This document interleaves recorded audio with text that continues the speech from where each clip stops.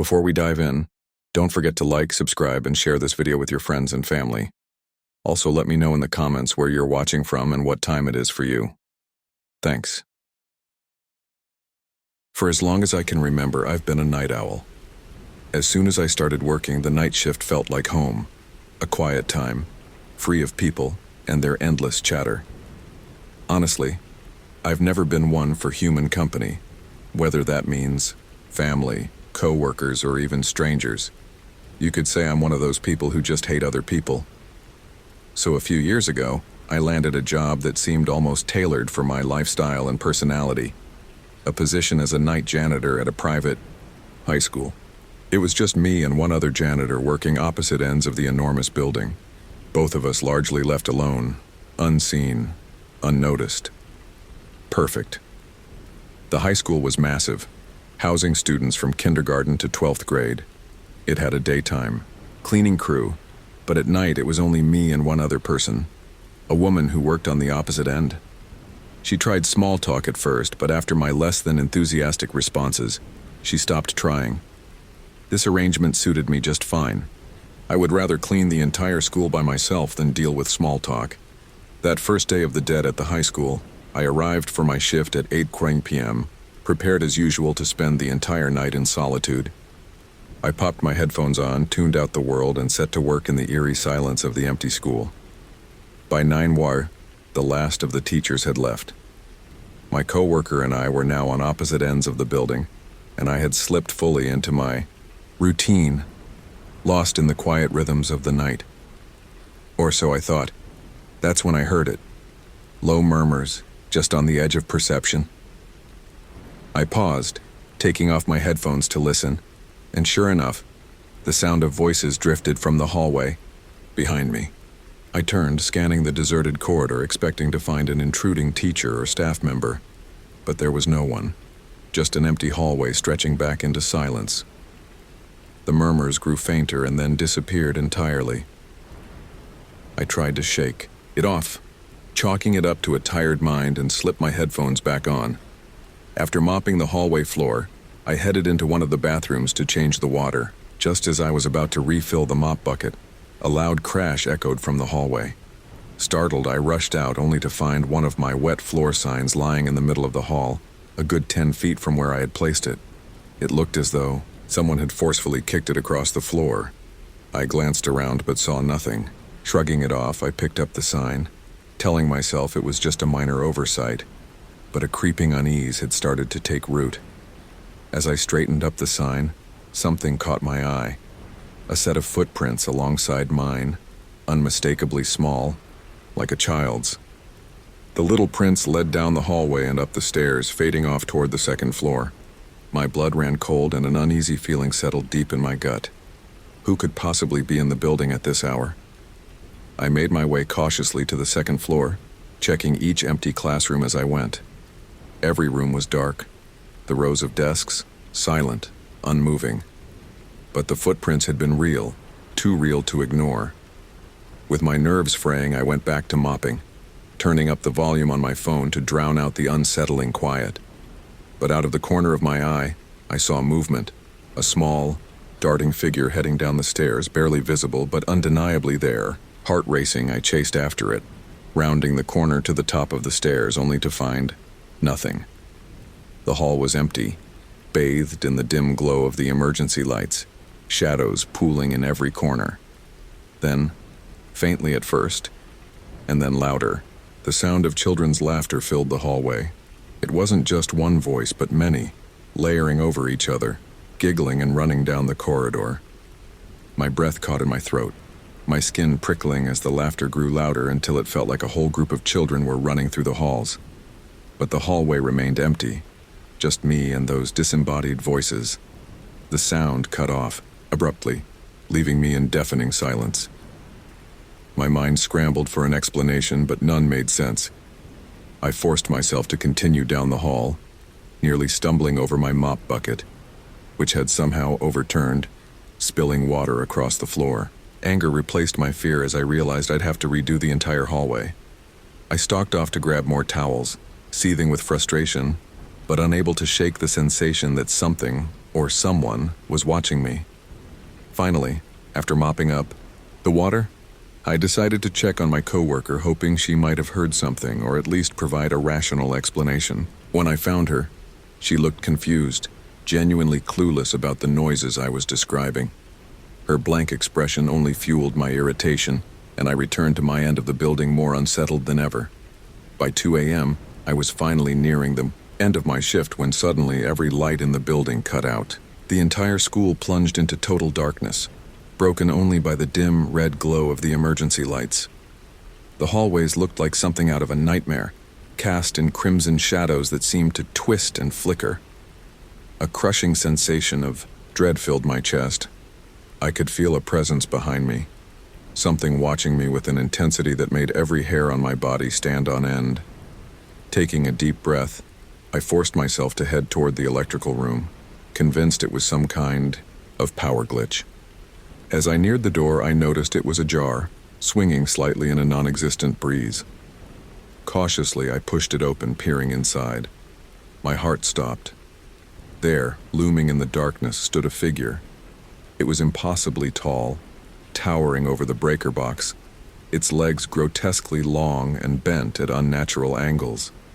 Its head was small, almost featureless in the shadows, but its shape was unmistakably human, or something close to human. Paralyzed, I could only stare, rooted to the spot by a primal fear I'd never felt before. The air around it was thick, heavy with an oppressive energy that made my skin crawl. Every instinct screamed at me to run, but I couldn't move. Just as I felt my body tensing to flee, the door behind me slammed shut, locking me in with that thing. My heart pounded in my ears as I frantically looked for an escape. At that moment, the door suddenly burst open and a beam of light sliced through the darkness, blinding me. It was my coworker, her flashlight illuminating the room, casting wild shadows over every surface. She looked at me with wide eyes, asking what I was doing in there. I turned to point at the figure, but it was gone, vanished as if it had never been there. I didn't stick around to explain. I bolted out of the room, mumbling something about not feeling well, and left the building as fast as I could. The next day, I called the administrator, ignoring their anger about me abandoning my shift. I quit on the spot, vowing never to set foot in that school again. After a month off to clear my head, I took a job as a night security guard at a car dealership. It's quiet, solitary, and exactly what I need. But no matter where I work, I'll never forget that night at the school or the feeling of being trapped in the darkness, face to face with whatever that thing was. I may have hated people before, but that experience taught me that some things lurking in the night are far, far worse. It was a Wednesday evening, and I was near the end of my shift at Costco in Newark, New Jersey. I'd been there for about 6 months, long enough to know the layout of the warehouse like the back of my hand. The echo of the big sliding doors, the hum of the freezers, the smell of cardboard and cleaning supplies, it all blended into something I barely noticed anymore. I wasn't a cashier or anything fancy. I worked stock and inventory, the kind of job where your back always hurts and your hands always smell faintly of sanitizer and dust. My shift started at 1 in the afternoon, and by 7:45 p.m. I was just counting the minutes. We closed at 8, and most customers had already cleared out. The store felt quiet, the kind of quiet that settles in right before closing, when the fluorescent lights seem too bright and every sound echoes. I was walking through aisle 17, the bulk snacks and drinks section, when I noticed something weird. Near the back of the aisle, tucked behind a stack of Gatorade boxes, was a man. He was crouched down low like he was trying not to be seen. Middle-aged, maybe mid-40s, dark hoodie, jeans, ordinary clothes, but something about how still he was didn't sit right. At first, I thought he might be a customer looking for a dropped item, or maybe even another worker restocking. But we all wore red Costco vests, and this guy didn't. I slowed down, pretending to be checking inventory, and looked again. He wasn't moving, just watching me from behind the boxes. That's when my stomach tightened. I decided to play it cool and walked past, keeping him in the corner of my eye. Maybe he was just weird. Maybe he'd realized the store was closing and was waiting for someone. But that instinct, That sharp, gut-deep warning that something's off was screaming inside me. At the end of the aisle, I turned slightly and looked back. He was still there, still crouched, still staring. My throat went dry. "Hey," I called out. "Can I help you find something?" No response. "Sir?" I tried again. Nothing. Just those eyes peeking out from behind the boxes, watching. The silence stretched until it felt unbearable. Then all at once he moved. He stood up quickly and too quickly and then walked away down the opposite aisle without a word. His stride was stiff, mechanical, like he was trying too hard to seem normal. I let out a shaky laugh, trying to convince myself it was nothing. Maybe he was embarrassed. Maybe I'd overreacted. But the longer I thought about it, the less sense it made. Who hides in a Costco? I pushed the thought aside and finished stocking the shelves. By the time 8 rolled around, the store was basically empty. A few employees lingered, doing end-of-day checks. The air smelled faintly like bleach as janitorial staff mopped the front area. The closing announcements echoed over the intercom. That cheerful but tired voice reminding customers to bring purchases to the checkout. I headed toward the paper goods section to return a misplaced box of paper towels. Aisle 22, when I saw him again. He was standing in the middle of the aisle. Just standing there. No cart, no items, no purpose. I froze halfway down the row. His body was rigid, head tilted slightly forward like he was listening for something. His hands hung limp at his sides. He didn't move when he saw me. He didn't say a word. The overhead lights flickered faintly. They do that sometimes before closing. But in that instant, the whole warehouse felt wrong. Then he did something that made my blood run cold. He stepped sideways, slow and deliberate, and disappeared behind a pallet of boxes, hiding again. I wasn't imagining it. He was doing this on purpose. I gripped my box tighter and called out again. "Hey man, store's closing. You can't be back there." Nothing. Then, the faint scrape of a shoe against the concrete. That was enough for me. I turned and walked away fast, my pulse hammering in my ears. I wasn't about to play hero. Whatever this guy was doing, it wasn't my problem. When I got back to the front, I told one of my co-workers, a guy named Travis. He laughed it off. "Probably a lost customer," he said. "People wander off all the time." "Yeah," I muttered. But this guy was hiding. Travis shrugged. "Security'll sweep the store before we lock up. Don't worry about it." I tried to, but that image, his face half hidden behind those boxes, stayed burned into my mind. By 8:30, I'd clocked out, grabbed my backpack, and headed for the exit. Most of the lights were off now, leaving long shadows across the empty warehouse. The giant doors at the front were locked, but a side employee exit was still open. The night air hit me as I stepped outside, cold and sharp. The parking lot was mostly empty, just a few scattered cars under the yellow lamps. The hum of the lights was the only sound. That's when I felt it. That heavy, prickling sensation of being watched. I turned slightly, and my heart dropped. He was standing by the entrance, the same man, no cart, no bag, nothing in his hands. Just standing there, half hidden in shadow, facing me. I swallowed hard and kept walking toward my car. It was parked far out, last row near the edge of the lot where the light didn't reach. My footsteps echoed on the asphalt. I told myself not to look back again, not to make it real. Then I heard it. Footsteps, slow, measured. I kept my pace steady, pretending not to notice. But the steps matched mine, every turn, every pause. My skin crawled, I sped up. So did he, and then the sound changed. Running. I spun around. He was sprinting straight toward me. I don't remember deciding to run, my body just did it. I bolted for my car, fumbling with my keys as panic took over. The sound of his footsteps grew louder, faster, closer. I reached my car, yanked the handle, dove inside, and slammed the lock. He reached me just as the doors clicked shut. The handle jerked violently. Once, twice, then again on the back door. I screamed and started the engine, slamming the car into reverse. He stepped back just enough for me to floor it. My tires screeched as I tore out of the parking lot, my hands trembling so hard I could barely steer. In the rearview mirror, I saw him standing there again, perfectly still, watching as my taillights disappeared down the street. I called the police on the way home. They took a report, asked a few questions, but said unless he physically attacked me or came back to the property, there wasn't much they could do. The next morning, I told my manager everything. He took it seriously, to his credit. By noon, security had reviewed the cameras. What they found still makes my skin crawl. The man had been inside the store since 3 p.m., 5 hours. He moved from aisle to aisle, crouching behind stacks, watching employees and customers from the corners, never buying anything, never approaching anyone, just waiting. Around closing time, the footage showed him stepping behind the Gatorade pallets and exactly where I'd seen him.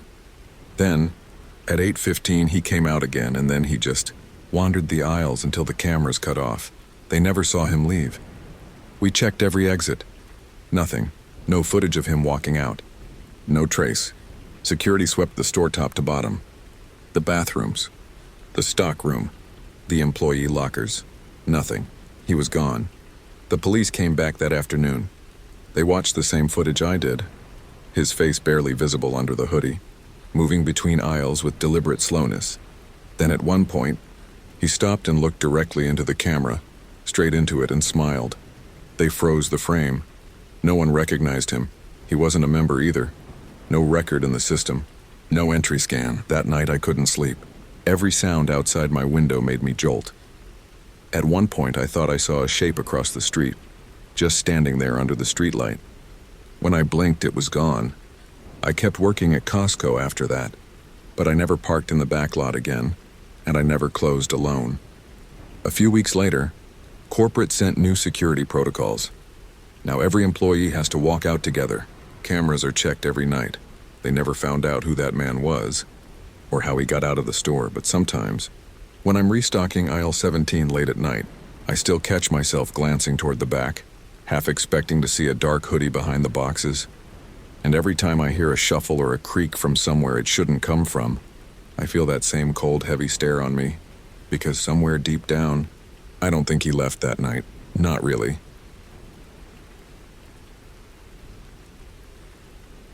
Back when I was in college, about 8 years ago, I found myself needing a job to cover my expenses. Between classes and studying, my days were fully committed, leaving only the nights free to work. I received several offers, mostly for jobs at bars and clubs, but I didn't feel comfortable with the late-night party scene. I was almost ready to give up when a call came from a nearby food factory, offering a night shift position. The pay was solid, and it was far enough from the rowdy nightlife, so I accepted right away. The first few weeks were a struggle. My body was used to an early bedtime, and now I was working all night and going to classes in the day, squeezing in a few hours of sleep wherever I could. I had no choice, though, and slowly forced myself to adapt to this grueling routine. Since my co-workers rotated shifts, I didn't have a set group to work with every night, which was fine by me. I wasn't particularly social, and this way I could stay focused without needing to make small talk. However, as time passed, I did manage to get friendly with a few of my colleagues. My first paycheck came after a long 2 weeks, and I had to pick it up at the office on Monday morning before my classes. The administrative office operated only during the day, so I had no choice but to go right after my shift. When I arrived, a few of the day shift employees asked how I was adjusting to the night hours. I told them honestly, it had been tough at first, but I was getting used to it. I even mentioned that working nights had some unexpected perks. The factory was quieter, there was less to do, and I could put on my headphones without disturbing anyone. The moment I said this, my colleagues exchanged glances that I couldn't quite read. Then one of them casually asked, "Have you noticed anything strange on your shift yet?" I thought he was referring to workplace antics, maybe someone sneaking a drink or doing something they shouldn't. I shrugged and told him I hadn't seen anything unusual. Right then, one of the admin girls cut in, warning him to quit trying to scare the new guy. They quickly changed the subject, awkwardly steering the conversation toward politics. I felt a little odd, but I brushed it off, assuming they were just teasing. A few nights later, I found myself running late. I had been up preparing a big presentation due the next morning, knowing I wouldn't have time to finish it after work. I was about half an hour behind schedule when I left home and, in my rush, forgot to grab my headphones. Annoyed, I realized I'd have to go the entire shift without music to keep me awake or entertained. That night, I managed to finish my tasks early, and with nothing else to do, I decided to walk around a bit and say hi to the warehouse guys. To get there, I had to walk through a quiet, dimly lit corridor by the administrative offices. As I was walking, I suddenly realized my shoelace was untied, so I stopped and bent down to fix it. Just as I was tying my shoes, I heard it, fast footsteps running up right behind me.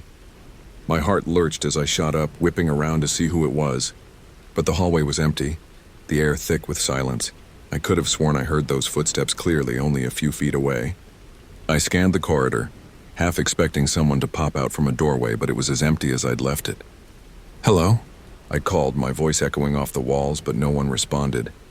Then, just as I turned to keep walking, I heard a sound that sent a chill straight through my spine.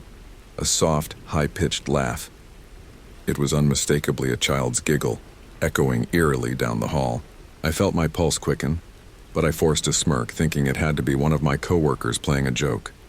"Nice try, guys," I muttered. I waited, expecting someone to jump out and laugh at me, but nothing. The corridor stayed silent. I shook it off and kept walking, trying to ignore the faint nagging feeling that something wasn't right. I hadn't made it far when the giggle echoed again, this time closer. Suddenly, footsteps pounded behind me, louder and faster than before. I spun around, my heart racing, but once again I was met with emptiness. A wave of unease washed over me, settling heavy in my stomach. I tried to tell myself it was all in my head, maybe the lack of sleep, but then the giggle returned. Only now it seemed to be coming from everywhere at once, bouncing off the walls as though the laughter was swirling around me. I felt the hairs on my neck prickling up, my muscles frozen with fear.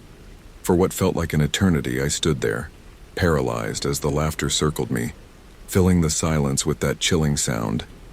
Then, as suddenly as it started, the laughter stopped. The silence returned, thicker and more unsettling than before. My pulse hammered in my ears, and as soon as I could move, I bolted down the hall, not stopping until I reached the warehouse. There, I told the guys what had happened, my voice shaking as I described the footsteps and laughter. They listened, nodding slowly, and exchanged glances as though they weren't surprised. One of them brought me a coffee, and with a somber expression, he explained that I wasn't the first to experience these strange occurrences, and it had actually taken me longer than most. Another coworker chimed in, saying that these eerie events happened almost every night. Some had even claimed to see a young boy roaming the halls. Suddenly, I remembered the question my day shift colleague had asked me when I'd picked up my first check. But the conversation had seemed like just another odd comment back then. The following payday, I mentioned the experience to the same group of day shift colleagues. They told me almost everyone who worked nights had encountered the child's ghost at least once. Then they shared the story behind it, a story that sent an even colder chill down my spine. 40 years ago, the factory's original founder had brought his 6-year-old son to the facility for a visit. The boy was excited, begging to see the place where his father worked. But soon after arriving, an emergency in one of the plants required the father's immediate attention. He left his son alone in the office, expecting him to wait patiently. But like any curious child, the boy had wandered off, exploring the large, noisy facility. He eventually found his way to a machine room, where the deafening hum of machinery filled the air. Unfortunately, he got too close to one of the massive shredders, and his shirt caught in the machine's gears. Trapped and unable to call for help over the roar of the machines, he was pulled in. By the time his father finished his work and realized his son was gone, it was already too late. A coworker found the child, and when his father saw what had happened, his screams could be heard throughout the plant. I sat there, stunned, as they finished the story, my throat tightening as I imagined the horror of that day. The day shift workers warned me not to mention it around our supervisor, who hated the rumors and wasn't sympathetic to anyone speaking of ghosts. Right on cue, our supervisor appeared, overhearing the last part of our conversation. He gave me a stern warning, not only for spreading rumors, but for wearing headphones during my shift. From that day forward, I was banned from using them. Without my music to drown out the factory noises, my nights became even more unnerving. Footsteps, faint whispers, laughter, doors opening and slamming shut, the toilet flushing with no one around. Every night was a new, haunting experience. For weeks I considered quitting, but I needed the money, and there weren't many jobs with such good pay so close to home. After graduating, I managed to get promoted and immediately requested a day shift. Since then, I haven't heard the laughter, the footsteps, or the eerie sounds. Yet sometimes, when I walk through those halls during the day, I feel an inexplicable shiver, as though the child's presence still lingers there, waiting for the next soul to join him on those quiet, haunting nights.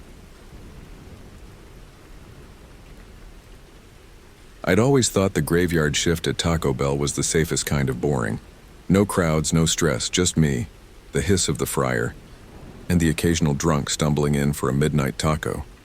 It was the kind of quiet that made time crawl. But I didn't mind. Safe boredom was better than chaos, at least. That's what I used to think until last night. It started with the doorbell, the soft jingle that signals someone entering. Only, the door didn't move. I froze mid-swipe, cloth in hand, staring at the glass entrance, empty. "You hear that?" I asked Mia, my coworker, was at the grill flipping tortillas, earbuds half in. "Hear what?" she said, not even glancing up.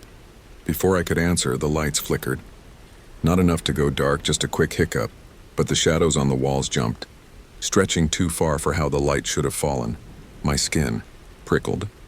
I looked out into the parking lot. The only light was a weak orange, street lamp flickering over the cracked asphalt. The place was dead quiet. Then, in the corner of the lot, something moved. It wasn't a person. Too tall, too angular. It glided more than walked. When I blinked, it was gone. The jingle sounded again around midnight. This time, the door actually opened. A man walked in, tall, thin, wearing a wide-brimmed hat that shadowed his face. His clothes looked old, like something out of a black and white photo. Worn but clean. "Welcome to Taco Bell," I said automatically. My voice cracked halfway through. "What can I get you?" He didn't answer at first. His eyes, dark and sharp, scanned the restaurant like he was searching for something or someone. Then, finally, just water. I handed him a cup. When our fingers brushed, his skin was ice cold. He nodded once and took a booth at the far end, the one facing the windows. Didn't eat, didn't move, just sat there, staring out into the parking lot. 10 minutes later, the bell jingled again. Another man entered, younger, clean-cut, wearing a long coat that brushed his boots. His eyes were striking, almost unnaturally blue under the fluorescent light. He scanned the room and locked eyes on the man in the booth. A faint smile tugged at his lips. But it wasn't friendly. "You're not supposed to be here," he said. The man in the booth didn't even look up. He lifted the water cup and took a slow sip. Mia finally noticed the tension. "What's going on?" she whispered. I didn't answer. The air felt thick, electric, like before a storm.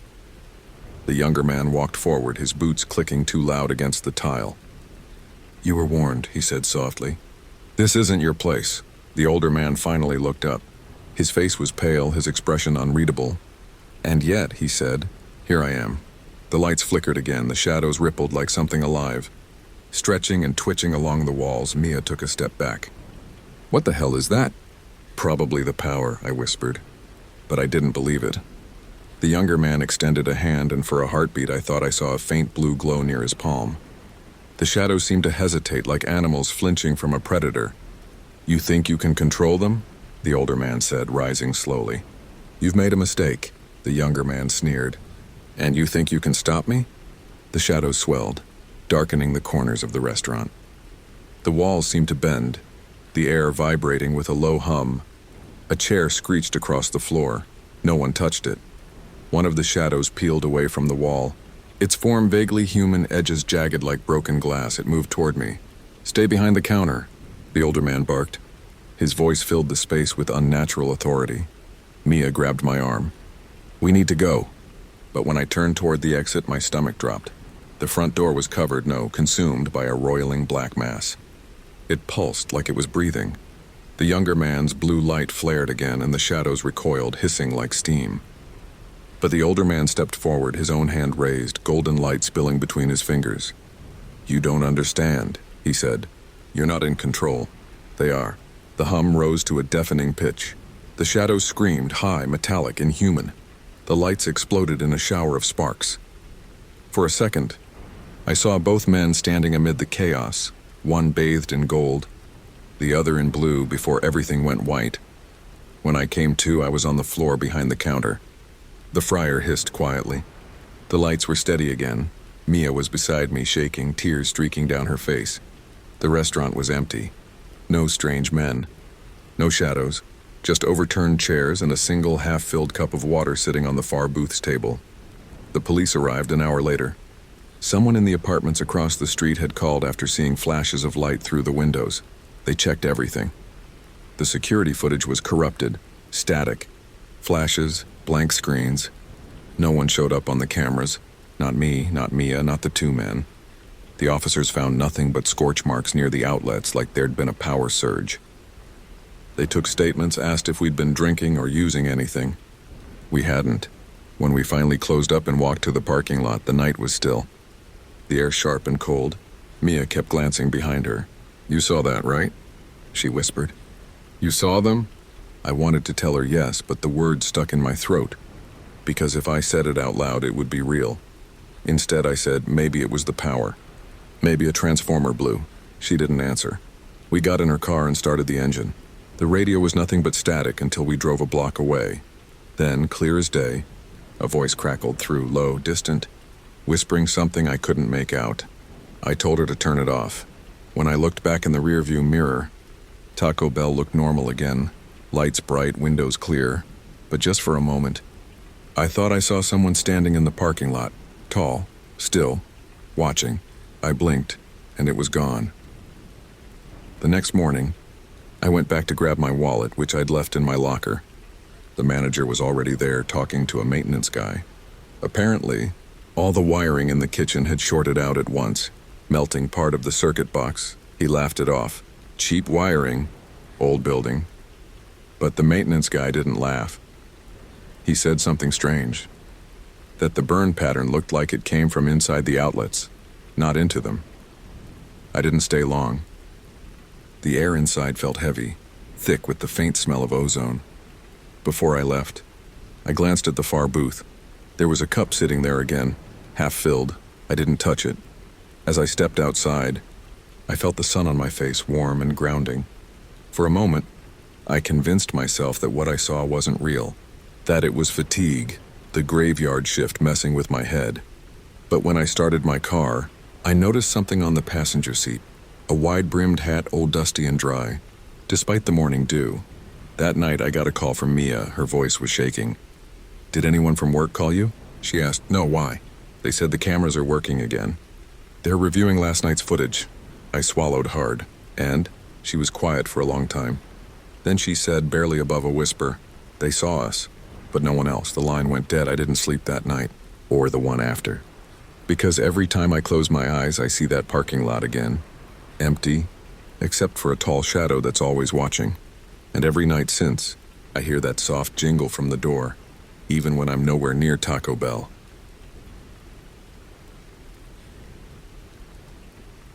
It was a typical evening, or so I thought. I had just wrapped up another shift, one of those never-ending late-night shifts where you're just trying to get through the hours. It had been a slow day at work, and the exhaustion from my overnight shifts was weighing on me. As I sat at home, my mind started to wander, and my stomach let out a loud growl. I had nothing in the fridge, nothing to snack on, and frankly, I was too tired to cook. That's when I remembered Wendy's. I hadn't been there in a while, but the thought of a Krabby Patty burger suddenly took over my thoughts. Something about it seemed perfect. I figured I could make a quick trip, get my food, and head back to unwind. I threw on a jacket, grabbed my phone, and began walking down the street. The chilly night air hit me, and for a second I almost turned back. But I was too hungry and too lazy to make anything else. The walk to Wendy's wasn't far, just a few blocks away. As I approached the familiar fast food restaurant, something felt off. The street was quieter than usual. Maybe it was just the late hour, or maybe I was just too tired, but the place seemed almost empty. There weren't any cars parked outside, and the usual buzz of customers was missing. Just the faint hum of the neon lights above the door. I walked in, and a wave of unease washed over me. The atmosphere inside was different. Normally, Wendy's was loud, chaotic, filled with the scent of fries and sizzling meat. But tonight it was quiet. Too quiet. I could hear the faint buzzing of the lights overhead, but otherwise everything was still. Behind the counter was a woman. She was older, maybe in her late 40s, and her eyes were half closed like she was just about to fall asleep. I glanced at her, trying to shake off the strange feeling I had. She wasn't making eye contact, and her smile, if you could even call it that, was crooked. There was something about her that just didn't seem right. I stood at the counter for a moment, unsure if I should speak. Her gaze slowly shifted toward me. "What can I get you?" she asked in a voice that sounded more like a croak than anything. I hesitated, trying to push down the growing discomfort. "I'll have a Krabby Patty meal, please," I said, forcing a smile. She didn't immediately respond, her eyes drifting lazily to the register as if she hadn't heard me. After a long pause, she nodded. "Coming right up."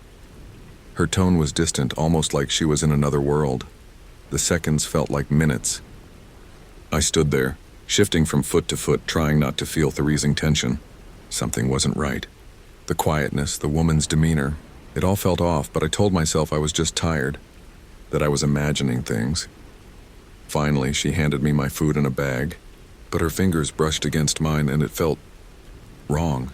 The touch was cold, uncomfortably so, like she hadn't moved in hours. I muttered a quick thanks and walked over to the nearest table. The burger looked perfect. The golden bun, the bright vegetables, the savory patty. I took a deep breath, feeling the hunger rising again. But as I took my first bite, something was off. The taste hit me immediately, sharp and wrong. It wasn't just the usual salty fast food flavor I expected. It was overwhelming, almost rancid.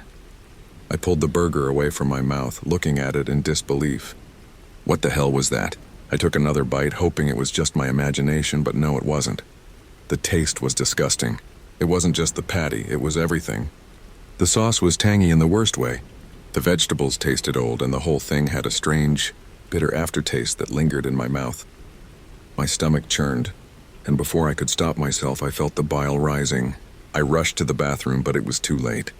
I vomited violently, my body rejecting the food. I sat on the cold bathroom floor, gasping for breath, my heart racing. What had just happened? Why did the food taste like that? I stood up, still feeling dizzy, and wiped my mouth. I didn't know what was worse. The disgusting taste in my mouth or the fact that I had just been served something that made me sick to my core.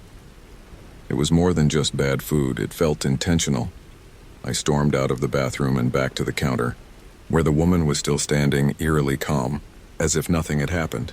"Excuse me," I said, my voice trembling with anger. "What did you put in that food? It tasted horrible. What the hell is wrong with you?" She blinked slowly, like she was waking from a daze. "What's the matter, honey?" she asked, her voice still flat and detached. "It's just the Krabby Patty, nothing special." "No, there's something wrong with it," I shot back. "What did you put in it?" She just stared at me, then leaned forward slightly, almost conspiratorially. "I don't think you're ready to know." That's when my heart skipped a beat. Something in her eyes told me that what I was hearing wasn't just some odd joke. There was something deeply disturbing going on here. I felt a cold rush of panic. "Tell me what's in it," I demanded, stepping closer to the counter. My instincts were screaming that something was terribly wrong, but my body froze as she turned slowly, disappearing into the back of the restaurant. I followed her. As I hesitated at the counter, debating whether to follow the woman or just leave, the unsettling feeling in my stomach tightened, but I couldn't let it go. Something was seriously wrong, and I needed answers. My feet moved before I could second-guess myself, and I stepped behind the counter, pushing through the swinging door that led to the kitchen. The air back there was thick and stale, a mix of grease and something else, something metallic and sour that made my nose wrinkle. The kitchen was dimly lit, with shadows pooling in the corners. It looked normal at first glance, griddles, fryers, the usual fast food setup. But the longer I stood there, the more off it seemed. The surfaces were too clean, almost sterile, and the buzzing sound I'd noticed earlier was louder now, coming from somewhere deeper in the back. "Hello?" I called out, my voice echoing against the tile walls. My words felt swallowed by the space, disappearing into the silence. Then I saw her. The woman was standing at the far end of the kitchen, facing away from me. She wasn't moving, just standing there eerily still, her shoulders slightly hunched. Her arms hung limply at her sides, and for a moment I thought she might not have heard me. I took a cautious step forward, then another. "Hey," I said, louder this time. "I'm serious. What did you put in that food?" She turned slowly, her movements jerky like a puppet on strings. Her face was expressionless, but her eyes were wide, staring straight through me. She didn't say anything, just stood there watching. I felt my stomach drop, a wave of nausea washing over me again. "I'm calling the health department," I blurted, reaching for my phone. "This is insane." As I fumbled to unlock my phone, a sound stopped me cold.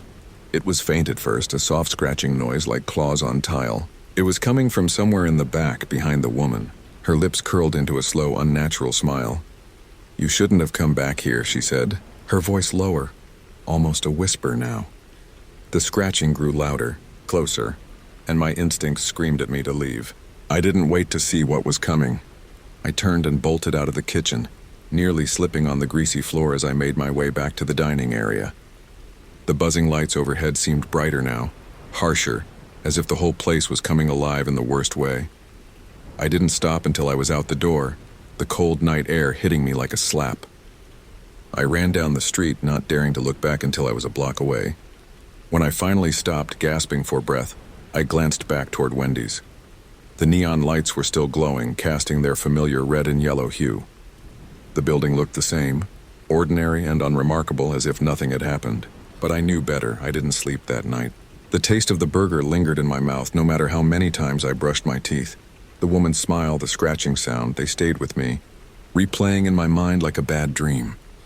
The next day, I walked past Wendy's on my way to work, half expecting to see the place boarded up or swarming with police. But it was open, business as usual, with a line of customers at the drive-thru and the smell of fries wafting through the air. I never went back. Whatever was in that food, whatever was happening in that kitchen, I didn't want to know. But every now and then, late at night when the streets are quiet and the world feels a little too still, I swear I can still hear that scratching sound, growing louder in the back of my mind.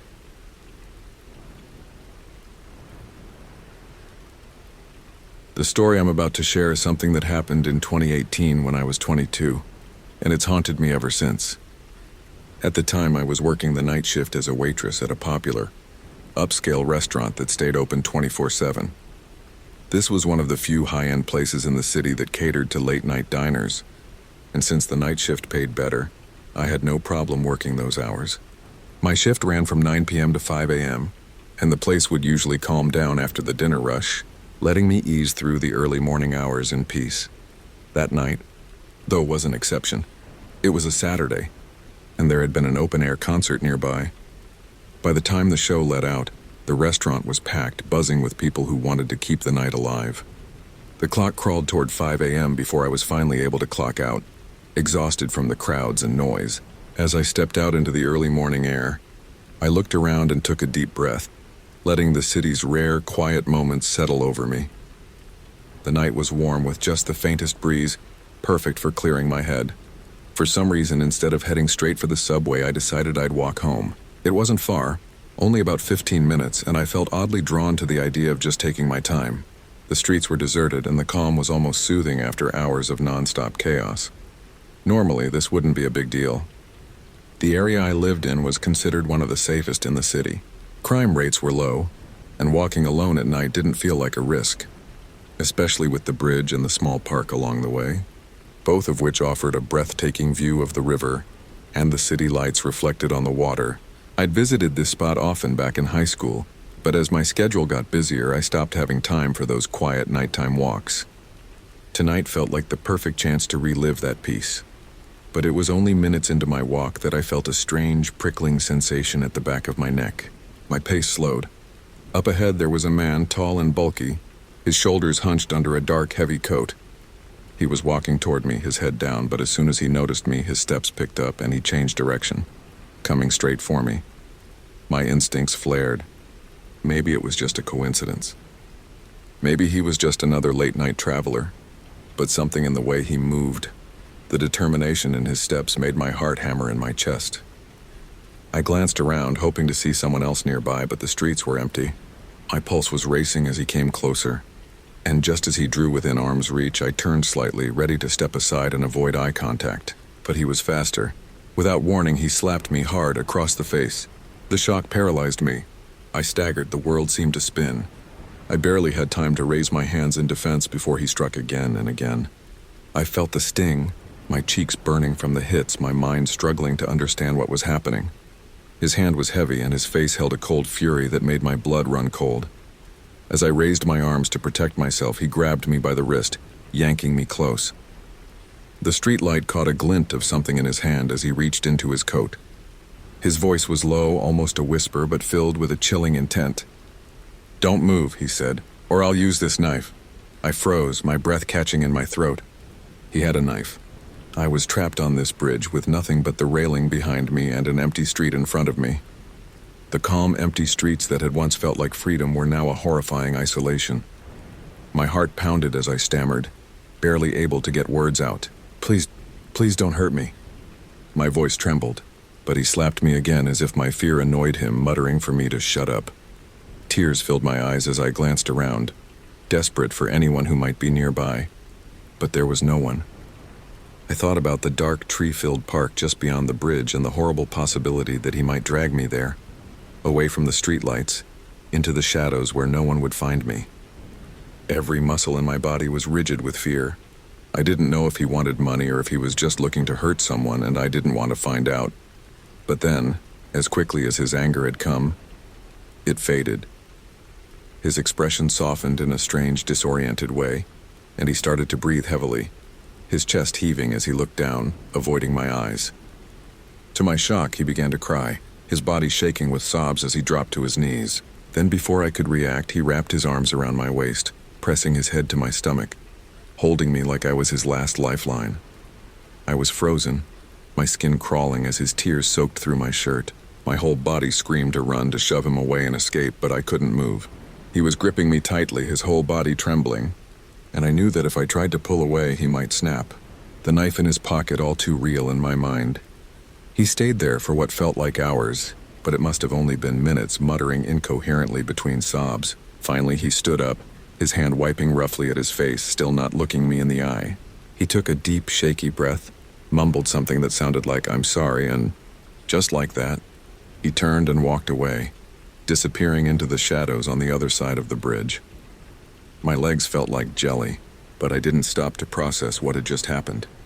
As soon as he was out of sight, I bolted, running as fast as I could, my breaths coming in gasps, my heart pounding in my ears. The only thought in my mind was to get home. But just as I rounded the corner, I heard footsteps behind me, fast, echoing in the silence of the street. I dared to look back and saw him again, running toward me, his coat flapping behind him. Panic surged, and I picked up my pace, my lungs burning as I shouted for help, hoping, praying that someone would hear me. The footsteps drew closer, my fear blinding as I turned down street after street, desperately trying to lose him. But suddenly the footsteps stopped. I turned and he was gone, vanished into the shadows. I didn't dare slow down. I kept running until I reached my front door, fumbling with my keys, shaking so badly I could barely get the door unlocked. Once inside, I locked myself in and broke down, sobbing as I called my boyfriend, telling him what had happened. Within minutes, he was at my door with a police officer in tow. I recounted the attack, my hands still shaking as I gave a full description of the man, his height, his coat, the hollow look in his eyes. The officer assured me they'd look into it and left. It was hours later when I got a call. They'd found a man matching the description I'd given them. He had attacked 2 other women that night, one of whom he'd stabbed. She survived, but only barely. He'd been high on something, and his unpredictable behavior made the whole situation even more terrifying. He ended up with a 14-year sentence for attempted murder and aggravated assault.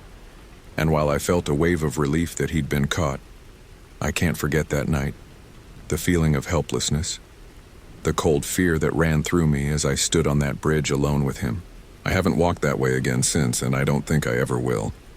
That night could have ended so differently, and the thought of how close I came to a worse fate still sends chills down my spine.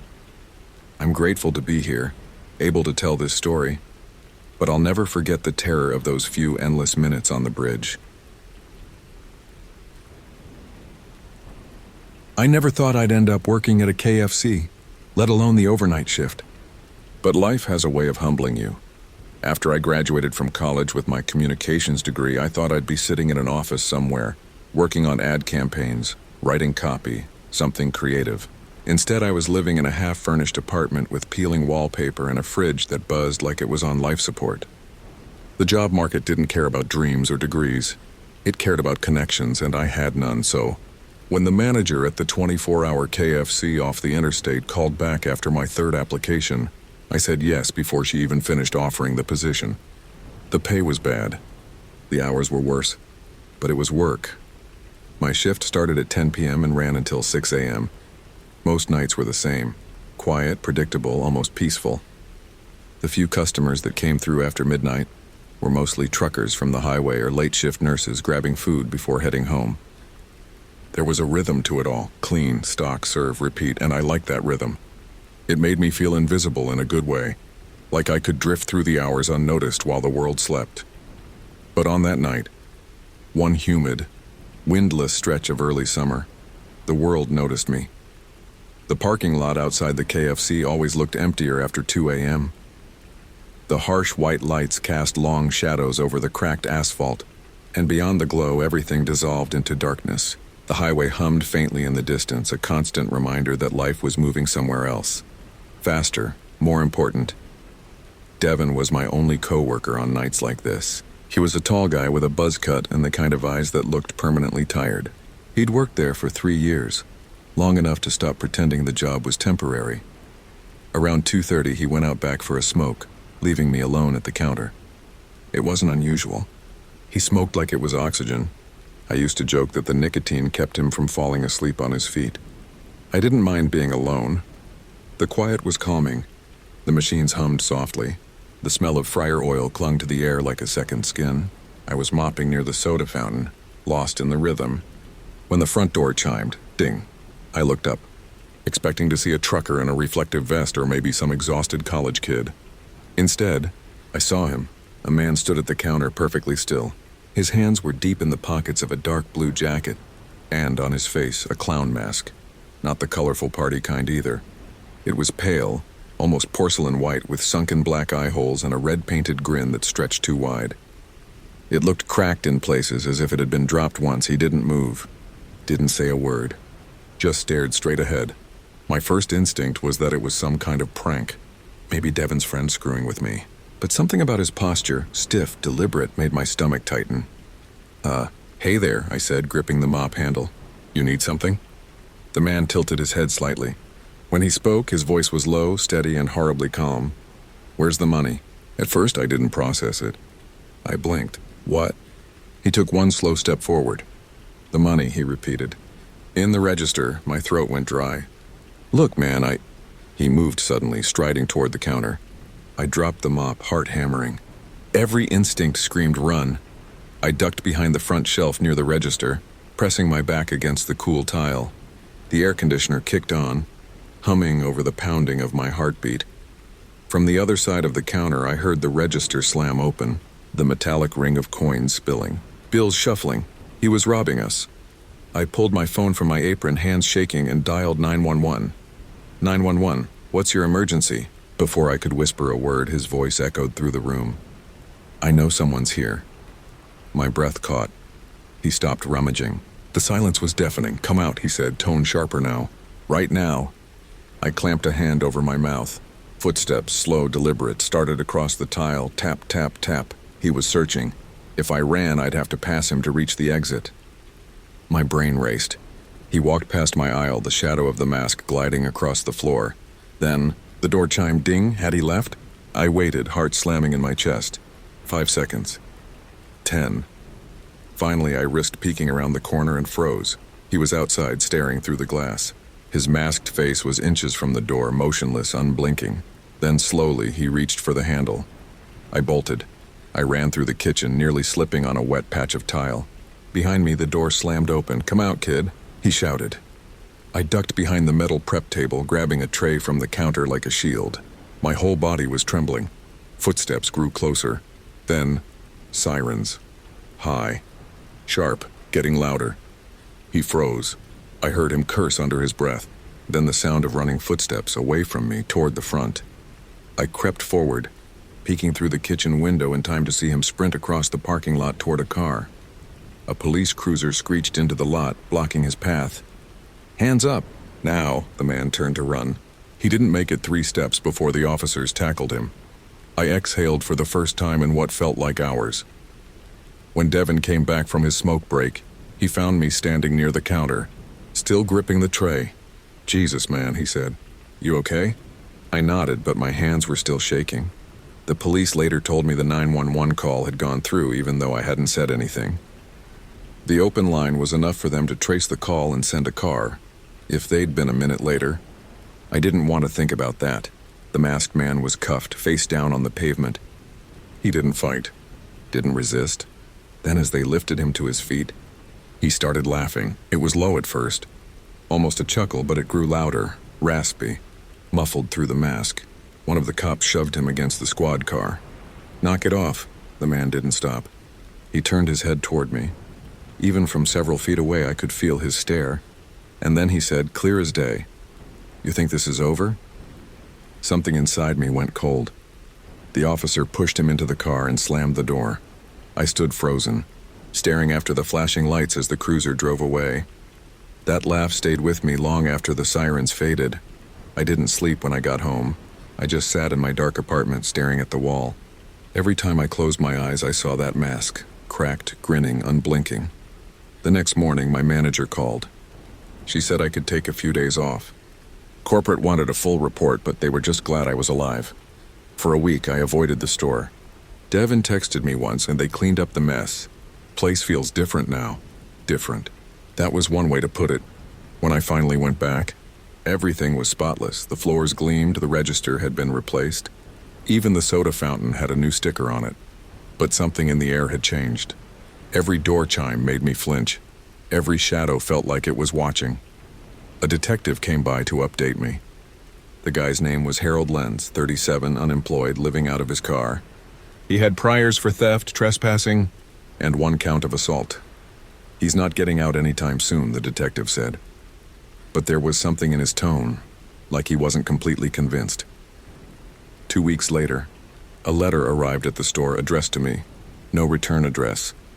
Inside was a single sheet of paper, written in messy, slanted handwriting were 5 words. "You think this is over?" The manager called the cops immediately.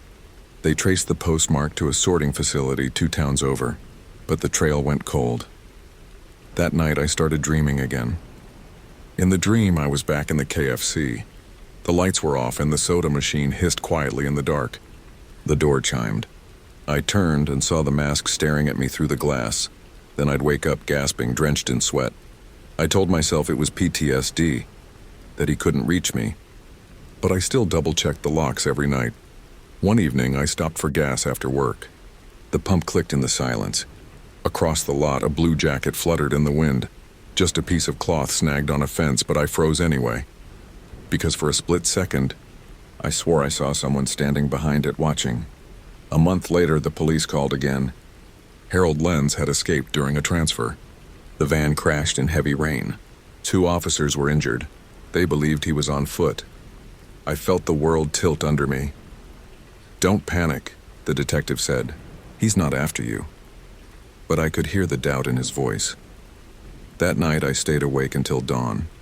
Every sound outside, the creak of the building, the hum of a passing car made my heart leap. Then at 3:02 a.m., my phone buzzed, an unknown number. I hesitated.